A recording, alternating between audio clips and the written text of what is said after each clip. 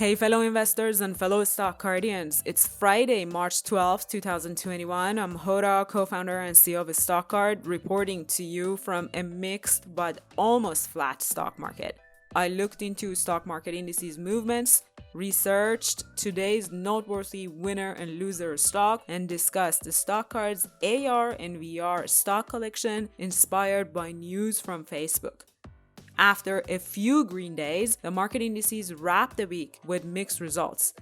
The end of day return of the week weren't too far from zero line, however. The Nasdaq finished barely in the red, and the other two indices stayed on their 1% daily gain.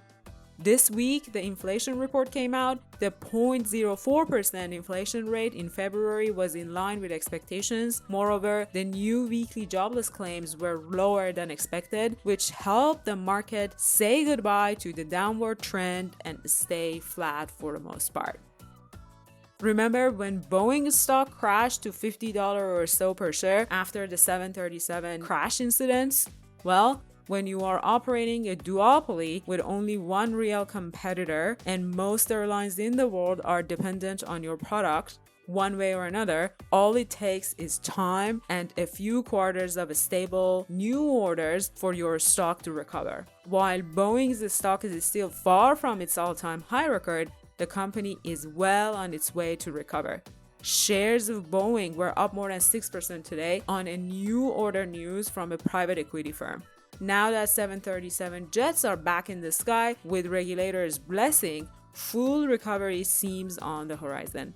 I own some put options with a $205 per share exercise price. I've already collected my sales premium from that put option, and if the price continues to rise, the options would expire and I'll keep my premium, which would be pretty nice. A few weeks ago, we discussed the rise of social e-commerce. Companies such as Etsy are the frontrunners in this rapidly growing market. Today's loser stock is a social e-commerce IPO that lost more than 19% of its value. You can buy and sell second-hand clothing items on Poshmark, ticker Posh, P-O-S-H, in a very convenient way. The company uses data science to find the items you like, and there is a vibrant member community that connects and discusses their shopping experiences all day long.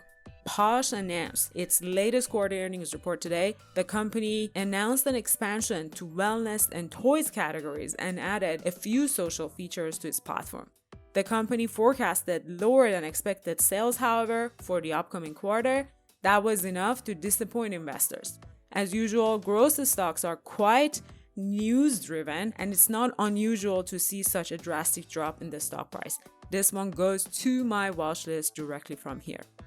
Let's wrap up the week with a new watch list idea inspired by Facebook. Today I read about how 1/5 of Facebook's employees are working on AR and VR features and tools. Such a large amount of time and dollars invested in virtual reality and augmented reality is a testament to the market opportunity of this growing market. If you're looking for a starting point to explore AR and VR stocks, visit StockGuard's feature tab.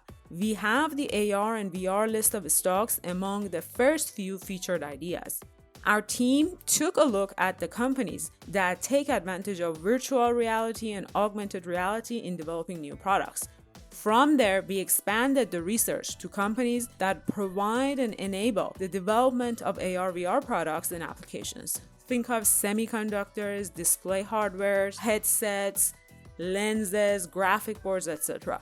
In the end, we summarized the virtual and augmented reality world into a few subsegments, including virtual reality hardware, virtual reality glasses, virtual reality content creation, and virtual reality software.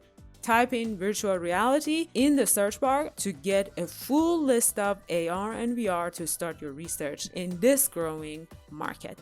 As always, if you'd like to give StockGuard a try and research as many stocks you'd like, receive stock pick ideas from successful investors, sign up for a 14-day free trial with promo code ROLLWITHOURCEO, all lowercase and in one word.